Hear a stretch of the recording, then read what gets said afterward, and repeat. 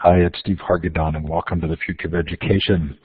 Our guest today is Doug Johnson, author of the Indispensable Librarian, 2nd edition.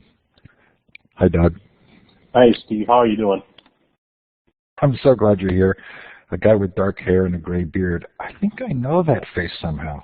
That's right. That's right. Yeah, it's been around for a few years, that's for sure. Mine masks my vitiligo. This is the skin condition I have that has me lose pigment in my skin. But I think the white beard is startling enough that my family's trying to get me to shave it off again. Really glad to have you here. Well, it's nice to have you. Education. Go ahead. No, I was going to say thanks for asking me. It's an honor to be here as well. You know, I've wanted to have you on the show for quite a while, and I'm sure glad it's happened. The Future of Education is a Web 2.0 Labs project. We just finished this really fun homeschool conference. It was on homeschooling, unschooling, free schooling, democratic schooling, all sorts of forms of alternative education. And, you know, the keynotes were really, really good. Anyway, it's homeschoolconference.com. I think there's a lot that can inform practice of traditional educators that is coming out of that movement. Coming up in September, a week from Friday, actually a week from Thursday, is the start of our Global STEMx Education Conference. This is also turning out to be a fantastic event. It's STEM plus all of the other variable things that X might represent, including art and the like. Then in October is the Future of Libraries Conference, the 18th and 19th, and the Global Education Conference, 5 days of craziness, 4,500 sessions every year, November 18th to the 22nd. If you are interested, we have some fun shows coming up. This has turned out to be a little bit of a busy week. Michelle Cordy from Canada, who gave an incredible keynote presentation at a conference that I was at, is going to talk about hacking your classroom. Kevin Jones on Thursday, 2 days from now, is going to talk about decog.me, his movement to think about not being a cog in a wheel. Anyway, great education implications. STEMxCon is the 19th to the 21st. September 25th, Christine Gross-Lowe is going to talk about her book, Parenting Without Borders. I'm really interested in these ways in which we frame parenting, learning practices from different cultures, and I think that should just be a really great discussion. All of October is Connected Educator Month. And this is coming fast, and it is going to be fun. My task is going to be to hold a Connected Educator Cafe, a meet and greet every night with somebody that you might like to meet and get to know and become connected to. So there will be a lot of events all month, and not just the ones that I'm in charge of. Will Richardson is currently scheduled for October 1. I don't know if that's going to shift with Connected Educator Month, but maybe not. Yovel Badash on No Child Held Back. Then the 11th to the 13th is the Reform Symposium. And for the first year, my first year, I'm actually helping them with the technical side of that conference, helping to run it. It's the 4th Reform Symposium. This is a terrific effort. I can't wait to be involved in it. October 14th will be Connected Librarians Day. So I've lobbied for this. We're having Connected Educator Month. We're going to have a Connected Librarians Day as a part of that. That's Columbus Day, currently scheduled. The Library 2.13 conference, of course, on the 18th and 19th. On the 22nd, Lenore Skenazy is going to talk about her book, Free Range Kids.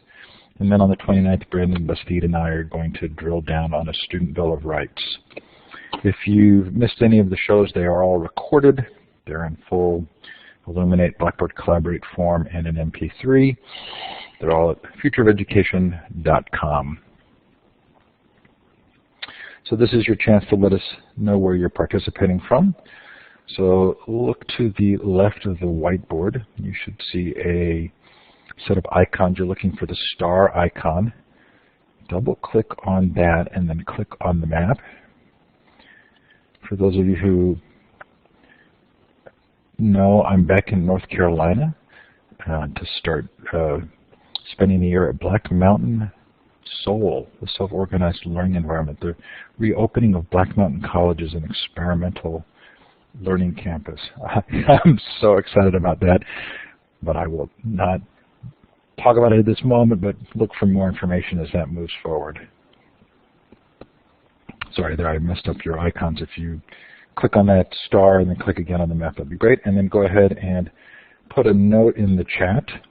Yes, Peggy, I am spending the year here. We've moved our family, and I cannot wait. It is drop dead gorgeous, but just the whole idea of a learning campus without curricular material is really an interesting one for me. So the way it works is people will come and do online courses or do gap years and the like, but they'll have a food service, dorm room, and I'm going to do a whole series of events here with guest lectures. Oh, look at this South America strong showing tonight. Australia, New Zealand, China, Japan, looks like. Wherever you're joining us from, we're really delighted to have you here. And if you're listening to the recording, we sure are glad that you're doing so. So Doug, I think that the title of this book kind of says it all. I'm not a librarian. I have this sort of deep respect for librarians, and I'm associated through the Future of Libraries, or Library 2.0 1X conference. But it feels to me that librarians are significantly underrated in our current view of education, especially given the incredible degree to which they have a skill set about learning how to learn and curating information and looking at information. Is that changing? Are we getting better at recognizing the value of librarians? Well, I think there are librarians and there are librarians, as perhaps there are teachers and there are teachers out there. Our best librarians, those that have, I think, adapted to the changes that digital information sources and the internet and our connected world have brought about, I think absolutely are indispensable. Those, unfortunately, who perhaps have clung to a rather outmoded, now outmoded view of librarianship, of quiet rooms and solely print resources, and the library as a repository of information are I don't think regarded in much esteem, and they are quite dispensable. So the right librarian is absolutely indispensable, I think, to a modern education system. There's a point in the book at the very end where you tell this sort of future story, and you have the virtual cyber librarian named Marion. And I don't want to make too much out of this, but it does seem as though most of the people I talk to still have kind of a Madam Librarian view of librarians. I was sort of shocked one day to talk to a friend who sort of equated librarians with bus drivers in terms of skill set and pay level. So I know there are teachers and there are teachers. I know there are librarians and there are librarians. And I know that not all librarians are sort of forward thinking. But it does feel to me like culturally we still don't recognize the deeper value of librarians. Yeah, I mean, I think the librarian stereotype runs very deep in our culture. The shusher, the hair in the bun, the sensible shoes, all those kinds of things. That's been emphasized by our media for a very, very long time. And it's, but I'm not sure that it's much different than the stereo. You know, we suffer from the same kind of problems that perhaps lawyers and physicians and engineers as the geeks and politicians suffer from as well too. If your school or your organization or your public sees your skill set as a librarian as being equivalent to that of a bus driver, I chalk that up to probably a communication problem. Well, first of all, if you're not exhibiting more skills than a bus driver does, you're probably due for replacement. But chances are you're doing a lot more with kids and with other educators than than other people realize.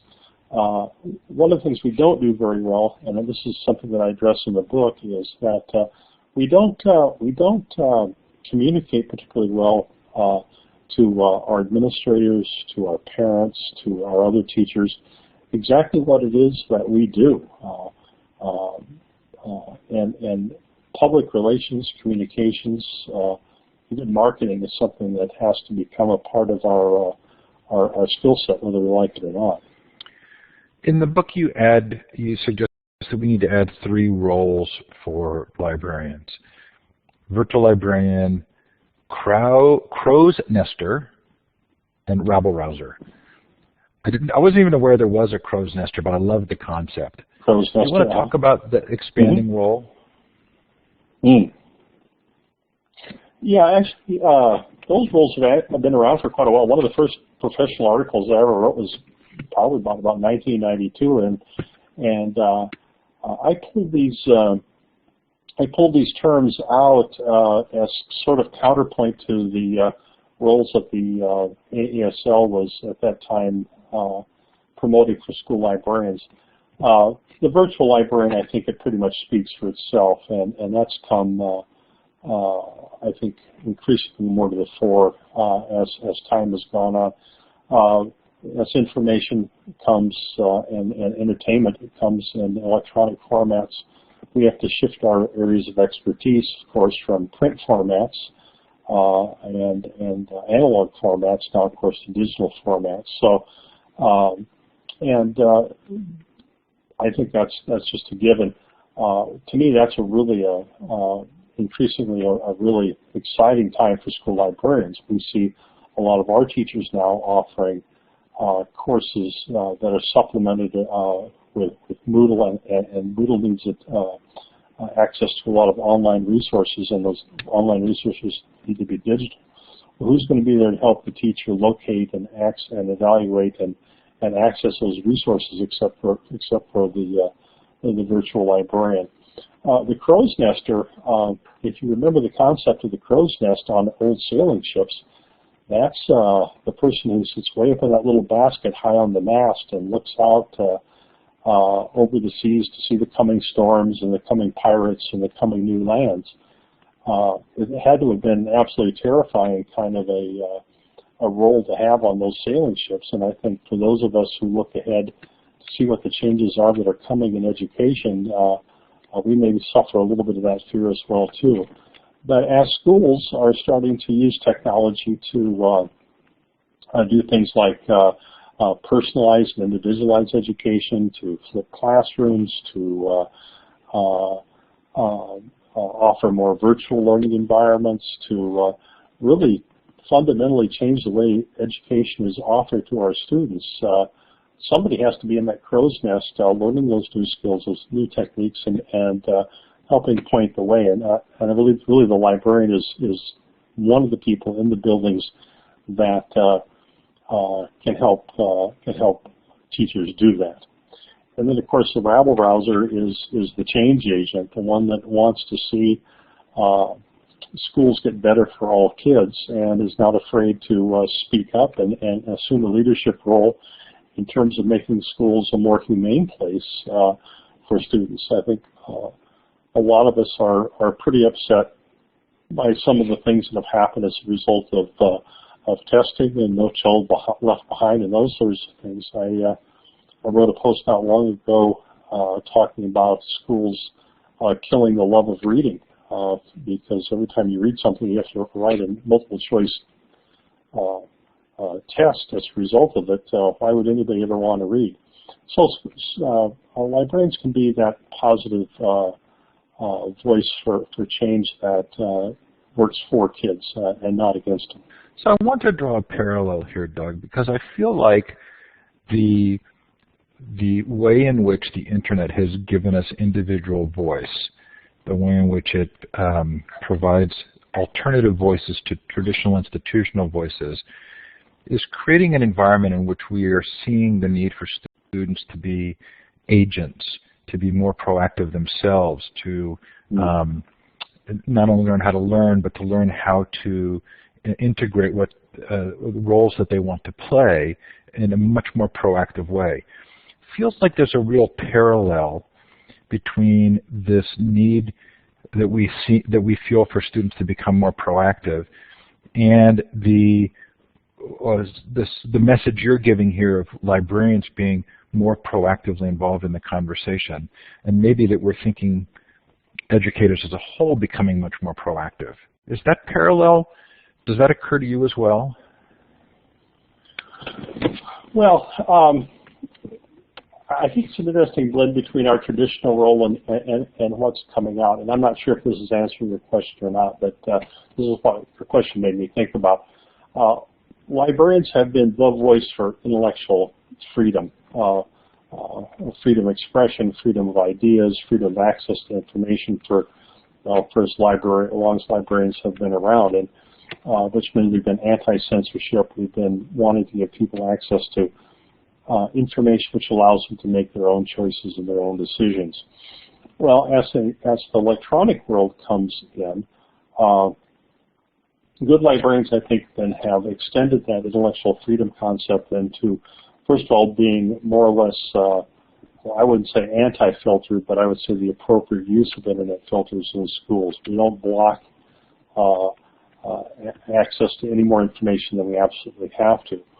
But now I think the corollary to that is the flip side of intellectual freedom is not just having the right to access other people's ideas and points of view, but also the right to express our own ideas and our own points of view as well too. And that's why librarians, I think, now are going to fight for kids having access to Web 2.0 or Read Write Web or whatever, or social networking sites, because kids really do need to be able to articulate and share their own values and their own ideas out there. And if a school blocks Facebook, if a school blocks wikis, if a school blocks these avenues for self-expression, that side of the intellectual freedom coin is going to be, I think, in jeopardy. I told you that it was really hard for me because I read two of your books and they were both really compelling. There's even an additional piece to this. Reading your chapters on digital intellectual freedom and ethics and technology were really an opportunity for deep thinking, especially given sort of current cultural concerns around privacy and the sharing of information. We're probably all feeling like we need to be a little bit careful about this topic, but what's the connection between what you've just described and the arguments for the right to intellectual freedom and privacy and the need to protect those? Yeah, I think that's a really good question. I think it's one we're probably all trying to answer, not just as students or adolescents, but probably as adults as well.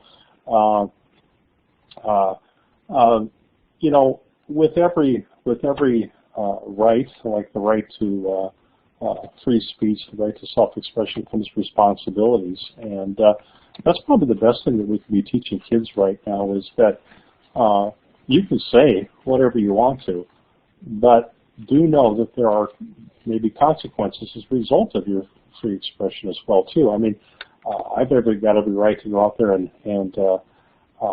criticize my superintendent on my blog, but I have to realize that there are going to be potential consequences as a result of that too. I just want kids to be very, very self-aware.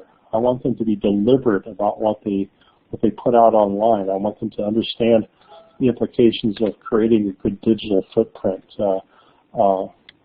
Some kids may not care. I mean, we certainly have people in society that their right to speak is of more importance to their job security than to a lot of things. But it's that consciousness and that understanding of deliberateness, I guess you'd say, that to me is really important for kids to understand. Privacy, man, I tell you what, I've had lots and lots of conversations online lately about the NSA and Google and all this privacy stuff, and I tell you what, I'm probably as confused as the next guy when it comes to that sort of thing. I guess in many ways, giving up one's privacy is a positive thing. You read Scott Adams, and he says, well, you know, give up your privacy and tell the doctor one of your problems. He's got a better chance of giving you a cure, or you tell Google what it is that you like, and they've got a better chance of supplying you with information about products that are going to appeal to you. At the same time, you know, I'm not sure that I like the idea of either Google or the government knowing everything there is about me either. So, I think it's helping kids make informed choices about these kinds of things. It's probably our role, not deciding for them. I thought that the ALA material, the ethical codes from the ALA library code and the I meant to look up the Bill of Rights, but it seems like you go a little bit deeper in the book there about the need to protect intellectual space. The story you tell is the librarian who didn't even think about it but posted the students' names and the books that they had out that were overdue. And my first thought was, there are a lot of reasons you can check out a book. You know, if I check out a book on Nazi Germany, it doesn't mean that I'm a skinhead or a bigot. I can be doing history research. But if I worry about people knowing what I check out and taking implications from that, it feels like you do want to make sure that librarians protect the privacy of that intellectual discovery. Well, I think that's been a long time philosophy of professional librarians. And again, I think that's one reason why we still need professional librarians in schools as opposed to library clerks or even, forgive me, technology integration specialists, people with that traditional background in those kinds of concepts. Yeah, and you know, the example you give, I think, is I don't think if I check out a book on Nazi Germany, people are going to think I'm a Nazi. But what happens if I pick up a book that talks about how do I know if I'm, you know, a homosexual or what to do if I'm living in an abusive family situation? I mean, there are some very sensitive areas about which children want to have more information, and we don't want that posted on the bulletin board in the library that the kids are reading those kinds of things. We are one of the few groups that stood up to the just after 9/11 and we refused to divulge patient information about to the government as a result of some of the efforts for fact finding after that. So to me, that's a very strong principle that we have to maintain. So let's go back to the sort of proactive things that maybe fall into the rabble-rouser category, but you identify them as challenges. And you say there are 7 areas that where librarians need to take action. There were a couple that sort of stood out for me, one of which was tying into the larger educational goals. Do you want to talk about that? Yeah, I think that's been one of those things that maybe has come to me rather late in my career. Earlier in my career, I did a lot of work with state and national standards in terms of what is it that makes a good library program. So many books per student, so much staffing per student, so much square footage for the population you're building, and there were both state and national standards that prescribed fairly closely what the ideal library should look like. Increasingly, though, I'm really kind of convinced that there's no such thing as a perfect library program, but there are perfect library programs for individual buildings.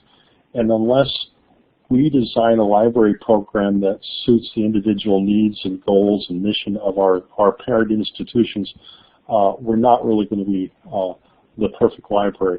There's a very short little, aphorism that talks about a man who climbs and reaches the peak of a mountain, only to look over his shoulder and see that everybody else in the climbing party went on a different mountain. And I'm afraid that happens with too many library programs. We work very, very hard to create the perfect library program by ALA standards, but then we turn around and find out that our school is all about different kinds of goals and achievements, and that doesn't bode well for us. There were two others that really caught my attention because I actually felt like they went together. One was helping others make meaning out of technology, and the other was staying connected. It feels as though we're in a period of time where it's so important to understand how to be connected and its value, that if you're not doing that, it would be hard to help others make meaning out of it. Yeah, well, the whole technology thing, I think, has become a role that perhaps has been, I wouldn't say forced on us, but it's one that we seem to have been given to us, and I think in a lot of ways it's natural. First, the technology thing is very natural to us because in our role as information experts, we can't avoid the fact that most of our information now comes digitally, we process digitally, we communicate digitally, all those kinds of things. So we can't do our traditional role of information literacy specialists without being good masters of technology ourselves. In terms of the connectivity, I think that librarians, school librarians especially, had a professional learning network even before the professional learning network was even a term, was even a twinkle in somebody's eye. Back in the mid-1990s, Mike Eisenberg and Bob Berkowitz, no, not Mike Eisenberg and the fellow from California, other people will know what it is, formed something called LMNet, which was one of the very first email lists that started out with about 100 school librarians and quickly grew to thousands and thousands of librarians. And I think a lot of that time understood the power then of a huge connected, literally a biological database. You could send a question out to those thousands of librarians about a resource or a problem or a question, and you get almost an immediate response with really, really practical, feet on the ground kinds of responses that were very valuable. I think the other part of this connected learning is that I don't know of any profession that's changing more rapidly than ours. So we can't wait for the next conference. We can't wait for the next journal to come out. We can't wait for that next big annual or semi-annual event to find out what's happening in our field. We have to rely on our bloggers. We have to rely on our Nings. We have to rely on our Twitter feeds in order to find out what's happening in the field and what's happening with the resources that we use. Doug, what is the new economic rationale? That's a really great question, because the previous economic rationale, which was that is very simple. The whole rationale for libraries is that it's less expensive, it's more economical to buy one thing and share it than it is to buy a thing for everyone, right? So if I buy one copy of a book and I can share with my entire school, I can share with my entire community, that becomes a real economical advantage to everyone. But, you know, that's breaking down to a large extent. I think it's still true in some ways, but when we're starting to look at maybe snippets of information that are either low cost or free or open source, we have to start looking at a different kind of a model that makes sense, a different rationale, if you would, for having libraries in place. Well, for me, that rationale is probably less economic and more educational. I believe you still have to have somebody in the institution who understands information and understands how you evaluate that information, how you find that information, how you use that information, how you communicate that information. I don't know if that person has to be light years ahead of the rest of the staff, but they've got to be 5 or 10 minutes ahead of the rest of the staff. Maybe that's the best that any of us can do. I do think we're still in an era where we're going to be paying for quality information, and someone needs to be there to help select those e-resources, to help promote those e-resources, to help somehow organize them so they can be found by others. How do you link those resources to our content management systems or our e-textbooks? And how do we evaluate whether those resources are of quality or not? So, you know, I don't know. I don't know if any of us knows quite what the economic model of libraries are going to be in the future, but I do think that those schools that employ a librarian to help make good decisions about digital information sources are probably going to be more economically wise than those that don't.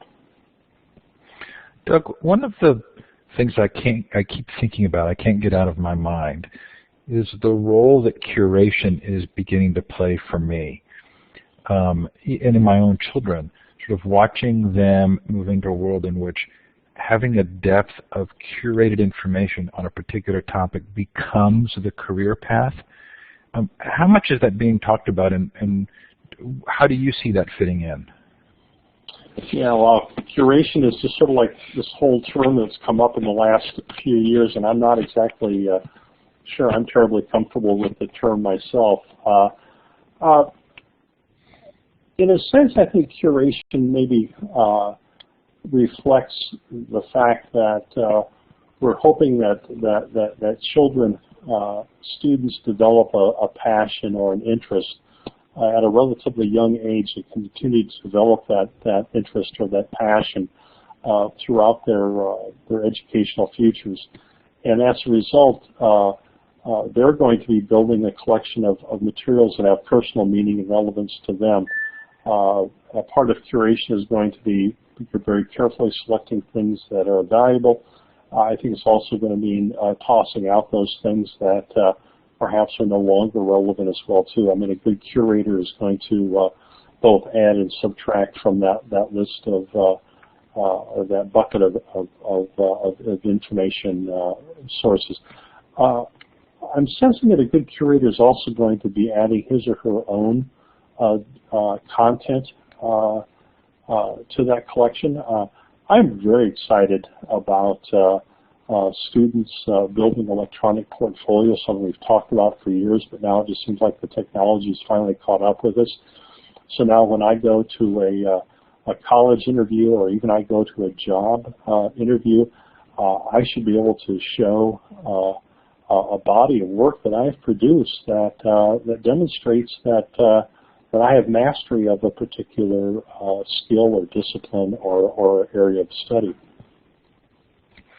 I find it interesting in these conversations because one element of a portfolio is demonstrating to someone else your interest.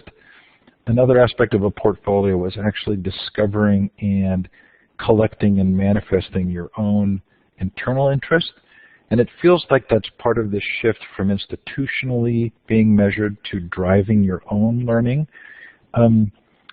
You give 7 other points, right? There are the 7 areas for the challenges, and then there's 7 ways for librarians to remain relevant. And it feels like those 7 ways to remain relevant sound like what we've always talked about teachers doing.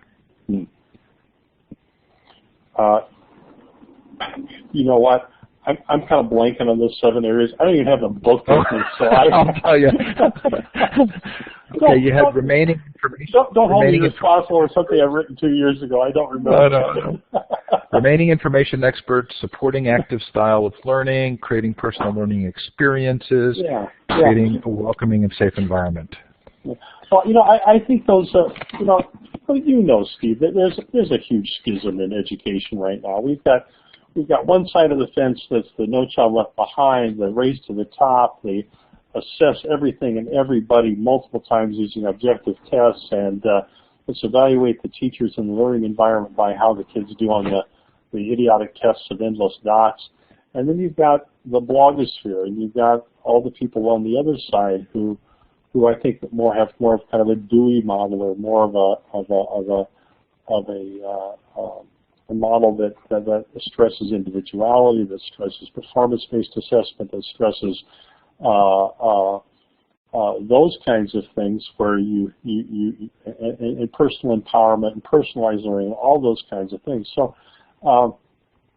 to me, librarians have always been, you talk about individualized education. Librarians have always been all about individualization. You get a kid into your library, you don't give every kid the same book. You personalize that trip, that experience in the library to the individual student. I got one student who's going to want Hot Rod Magazine. I have another kid who's going to want a romance novel. I've got another kid who's going to want science fiction. I've got another kid who's going to be interested in something completely different.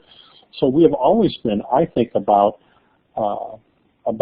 really honoring the interests and honoring the abilities of the individual student, which ties into a lot of what I'm seeing and reading about now on that kind of the left-wing side, I would call, of the educational change agent spectrum. So I'm excited about that now. Whether both sides prevail and we have two separate strands of schools like Jonathan Kozol says, we're going to have schools for the governors, the schools for the governed, or whether the politicians are all going to drive us underground and we're all going to be in a teach to the test kind of mode. I don't really know, but librarians, I think, for a long time are going to fight for that. I think that kind of education that I think honors the individual student. Craig Seasholes is in the room, and I'm sure others would have interesting things to say about this, but Pasi Sahlberg calls this germ, the global education reform movement. And like a good virus, it doesn't necessarily benefit the host. It just has to be able to transmit. And one of the things that I think is becoming noticeable is this virus that is very much a reflection of colonial style education, right? The high stakes testing and the like. And I've kept wondering, we export a lot of our schooling to other countries, and like say Nepal for Craig, I keep wondering, wouldn't we do better if we were exporting libraries rather than schools? Yeah, I do a lot of work actually with international schools. Now they tend to be those that are built and maintained for expatriate children, but in some ways, international libraries are stronger, or at least traditionally stronger than what we're seeing here in the United States as well too. Is it Zhao Yun that talks about sort of the fallacies that of the international test comparisons and schools, and I think he's well worth reading and listening to. I don't know. It seems like Singapore wants to figure out how it is the United States creates people who are inventive, that can get all these patents, that seems to lead the world with creativity, and at the same time, the United States now keeps looking to countries like China, who train all these engineers. I think Anne, would you turn that light back on? Because it's sort of, I don't know, am I on video or am I only being... You're not. I don't know. But anyway. Oh, okay. Well, my wife just turned the lights off, so I went into the dark. Where was I? So, I think it's interesting because no country seems to be particularly happy with the education system they have, or at least, I shouldn't say no country. I think there are plenty of parents that are very happy with the education system they have. I don't think any politician is particularly happy with the education system they seem to have, and I don't know. Personally, I think the library philosophy of education is one that values children and values individuals, and I would be happy to export that to any place. Doug, I obviously gravitated in the book to the things that were of interest to me, in part because I'm not actually in a library program and I'm not going to be doing planning or advocacy or implementation. But there's a lot in this book for those who would be doing that. Do you want to take a couple of minutes and just describe kind of what you've got in the book that we haven't discussed so far? Yeah. Well,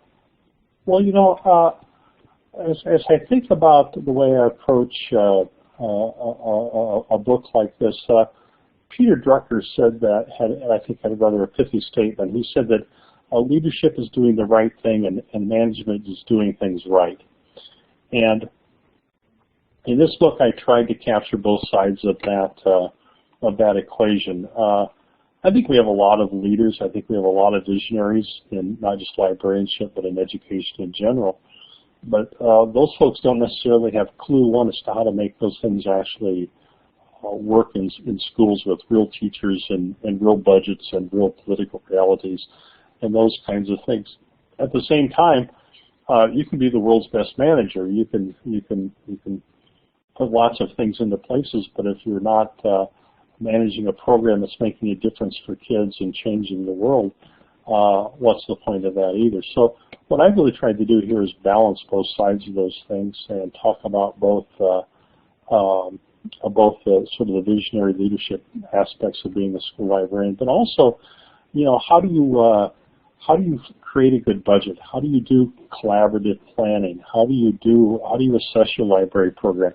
How do you create a good communications plan which is going to build advocacy for your program in your community and among your staff and among your parents? The genesis of this book, really, the first edition came out, I hate to say this, in 1997, so it's been a very long time in coming to the second edition, and the second edition is probably 90% new. But the genesis of the book really was a library management class that I taught back in the day as an adjunct faculty member, and just one of the really practical things that you're going to need to know as a library student when you get out in the field in order for you to survive. And to a large degree, this is just a continuation of sort of that very pragmatic effort as well. I will guarantee you that if you read the chapter on budgeting, you will get a bigger budget next year for your library. I've heard from enough people who have told me that I don't want to sound like a snake oil salesman here, but I think if you are concerned about keeping your job, there are going to be some tips in here that are going to help you have some techniques that will make you be seen as more valuable to your administration, to your teachers, to your students, and of course to your parents. So I love the big picture. I love the crystal ball. I like thinking about what's going to be on the future, but at the same time, I know that we've got thousands and thousands of people that could perhaps benefit from more effective means of managing programs that they have now too, and making them more effective for kids. Doug, there's been a little bit of a dialogue in the chat about wishing that your book was available on Kindle. The other book, Machines Are the Easy Part, People Are the Hard Part, is actually available for free to download as a PDF, and Sure. It's in the link in my blog post. So I want to shift to that somewhat for selfish purposes, because there were some philosophical things that I thought were worth talking about. The book is illustrated by your son. I know you feel like it's a little bit dated, but I read the story of the giant and the ants, right? And it was the animals trying to get rid of the giant, and it was actually the ants who were able to do so by bringing small bits, each of them of sand or whatever, and covering the giant. It felt to me like that was a great description of the kind of peer learning that the web has enabled. Educators getting together sort of directly and teaching each other. Am I drawing the right conclusion there? Yeah, that little story, that's an interesting story, because I actually did hear that from a guide when I was outside Nairobi about the Ngong Hills. Ngong was the Maasai word for knuckles, and he told the story about how that giant was conquered by the ants who buried the giant with small bits of pebbles, 2 or 3 pebbles, until he was buried so deeply he couldn't rise again. That's why you could just see the knuckles of the giant's hand. And I use that to end my keynotes when I give talks a lot, because and really the lesson for me there is that too often times when we're looking for for change, whether it's in education or in society, we are always looking for the big animals, the elephants and the lions and everything to take care of those changes for us, the politicians or our curriculum directors or our superintendents. When instead, if each one of us, as a result of attending a conference or connecting with other people or trying one or two or three new things, are going to be the ones that really do make the positive changes in education. It's going to be each one of us doing our own small piece, which is going to be eventually much more powerful than anything that the big animals are going to be able to do out there. I'm going to keep going down the philosophical path here. Sure. You also say machines shouldn't do people's jobs. And that really struck me with regard to a lot of the sort of massive online learning opportunities that are coming out of the artificial intelligence groups at universities. Is there some deeper human lesson here about what learning really is and what we should be focusing on? Yeah. Well, I don't know about learning, but I think people learn in lots of different ways. I think some of us like to learn by reading, some of us like to learn by doing, some of us like to learn by reading a book. I think that's very much an individual preference. What I do see happening, though, is technology being used as a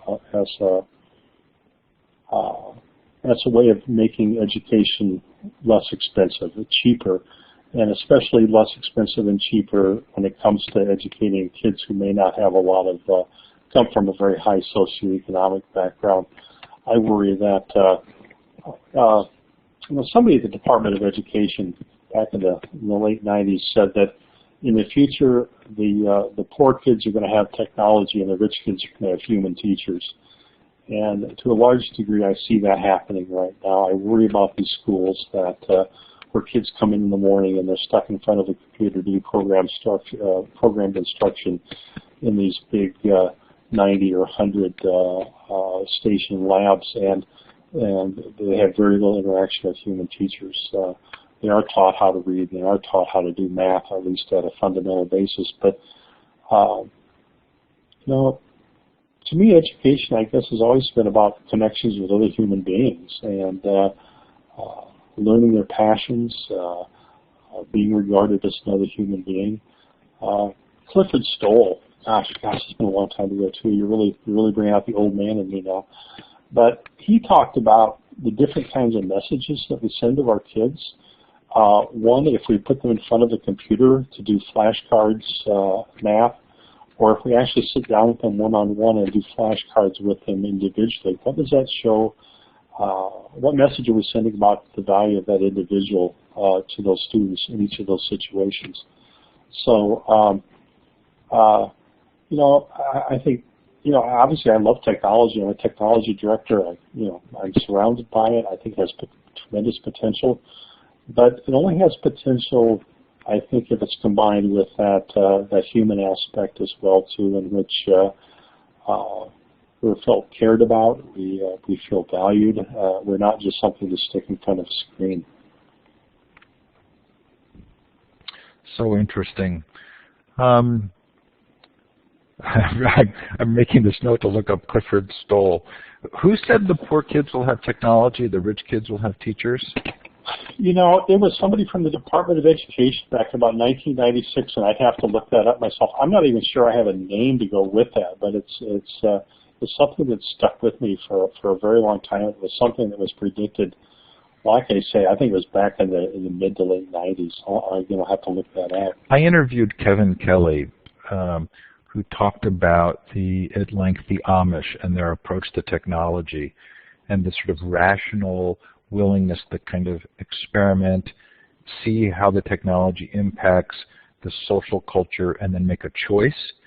Now, obviously, there are complexities there based on religious beliefs in the community, but it does seem like that would be an important thing for us to make sure that we're doing. And you describe that as being able to know when to use technology and when not to use technology. Yeah, I think this is going to be very, very interesting. I'm a great fan of Ray Kurzweil and his book, The Singularity is Near, and when the Age of the Spiritual Machine and all those kinds of things. And, you know, I just think there's, at some point in time, there's always going to be something that the human spirit has that the machine is not going to have. And I hope we recognize that and we maintain that, especially in education. And maybe I'm just showing my age, but to me, education is really a uniquely human kind of an endeavor. And we're going to be doing a disservice to those children who don't have those human connections in education if we're not careful. Okay, I'm going to do one more from that book. No, I'm going to do two. The first one is 3 buttons on the garage door opener. Okay, I'm thinking that I had to think about this, and I challenged myself not to look it up. But I'm thinking it's because you might have more than one garage door and you'd use the same opener, or is there some other answer? Well, no, there actually is another answer, kind of. Actually, I've never figured out what the third button does, but the second button does turn the garage light on and off. And I'm thinking. Okay, here's the real one. Go ahead. So that's just one of my examples in terms of how technology can create what I call IDS, intellectual deficit syndrome, in a lot of us. Perhaps even, especially those of us who are around kids who seem to take this stuff very naturally and don't need a manual, don't need instructions. And but my garage door, I think, resonates with a lot of people. I got a whole bowl of remotes over here too that I tell people I have a television in my house that only my son knows how to operate, and since he's gone to college, it's never been turned on. But what do you do? Very funny. Okay, here's my last one. Don't advocate for libraries. Advocate for library users. Yeah, you know, that is, to me, just such a simple and no-brainer kind of a concept that I'm almost embarrassed to have to say that. The American Library Association, AASL, everybody talks about library advocacy, and to me that is the most misguided thing that we can possibly be telling our people. We don't advocate for our libraries. We don't advocate for our library programs. We advocate for our library users. And until we start framing any of our requests, any of our plans, any of our budgets, any of that kind of stuff in terms of why is this good for the people who use my library, we're not going to get anywhere. And, you know, I think librarians at heart understand this when they advocate for libraries, that they are, in essence, advocating for library users because they know the better their collection or the better their services, the better their staff, the better it's going to be for those people who are using their libraries. But we have to make that connection for the decision makers who do control our budgets and our staffing and those kinds of things. And you never go in and say, I need a bigger budget because I need more books. We go and we say, I need a bigger budget because my kids need access to more materials. And to me, that seems very, very simple. But I think it's if I could like have my little magic wand and sprinkle fairy dust on every librarian in the world that would automatically transform them into saying one thing differently, would be that. So I said that was my last one. I have one more, but I'm going to move us to Q&A, okay. And then if we get a gap here, I'll bring it up. If you'd like to ask Doug a question, you can raise your virtual hand. That's the third icon over in the participant window. If you hover over it, you'll see raise hand, or you can put the question in the chat. While we're waiting for that, Doug, you said one more thing I wanted to make note of. You said the real changes are in teaching practices, not technology. And I know we've kind of covered that, but again, I thought that was just a really important statement. Yeah, I mean, I think you could do drill and kill. You can do a lot of things that are very, very, I would call them almost 19th century or 20th century with technology. It's, you know, Plato or one of those said, Aristotle said, the technology is simply an amplifier. So, you amplify, you make something worse that's bad with technology, makes something good that's better. The technology in and of itself doesn't really change the equation that much. So again, to ask Doug a question, feel free to put it in the chat or to raise your virtual hand. Doug, Clay Shirky kind of brought to our attention this idea of, or he was one of some of those who brought to our attention this idea of the internet being comparable historically to the advent of the printing press. As somebody who lives deeply in this world, has that made sense, or are there parts of that don't make sense? Well, in the sense that I think we're in for a fundamental shift in terms of how we deal with information, makes a lot of sense. I think we're moving away from information having an authoritative source being somebody with a lot of letters behind his or her name, now to being more crowdsourced, to the wisdom of the masses kind of concept. I think that's huge, and that's fundamental. That's being driven by technology.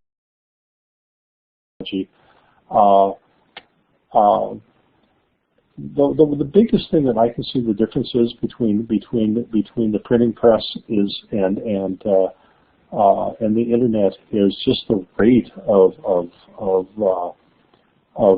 the transformation. The printing press, even though it was it's been around for 500-600 years, didn't really have much of an impact on society for, literally decades and decades and decades after it was invented. You've got the internet now that's been really popular since about 1995, I suppose. So we're looking at less than 20 years, and it's had major impact. So if librarians had 500 years to adjust to the printing press, we probably have about 5 years to adjust to the internet and digital information. It's just that speed with which these societal transformations are taking place that to me is just mind-boggling, and I don't know how we move that quickly and make the choices. It's going to be very, very challenging. Okay, we have a question. So Eileen wants to know, what would you say to a group of teachers who do not understand the changes to the TL role?